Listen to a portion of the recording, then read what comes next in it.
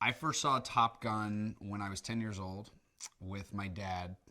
I feel like for most fathers and sons, it's sort of a rite of passage. It's something that I think fathers sort of hold on to and are like, okay, I cannot wait to show my son this.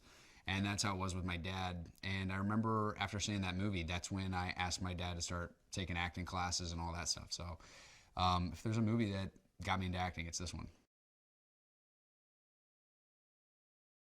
Everyone knows sort of the lore of Tom, but I think until you are in the trenches with him and see how much he cares and see how much sweat and blood and just TLC he throws into this thing, you won't understand what this movie means to him and how excited he is about sharing it with the world. When we went to Tom's trailer not too long ago and we saw it all cut together, you're like, holy this is the most groundbreaking thing that will never be topped.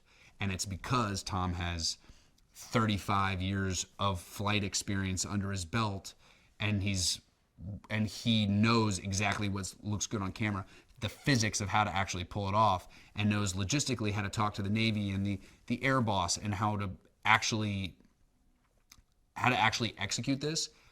I don't know if there's another movie star on the planet or another person on the planet that could actually make these aerial sequences happen. And when you watch them, your jaw's on the floor and you're like, holy shit, he did it. When you get in an F-18, there's nothing like it. The speed that you go, it also feels effortless. The things that you think it's going to feel like, oh man, it's really hard to describe because you are hopping over mountains in a split second. You have absolute control. You can fly 10 feet off the ground and shoot 40,000 feet up in the air in a matter of a couple seconds. And so it's adrenaline and this thrill like you've never ever felt. I would say Hangman is like a cross between Iceman and Maverick from the first one. He flies alone, so he flies like Maverick.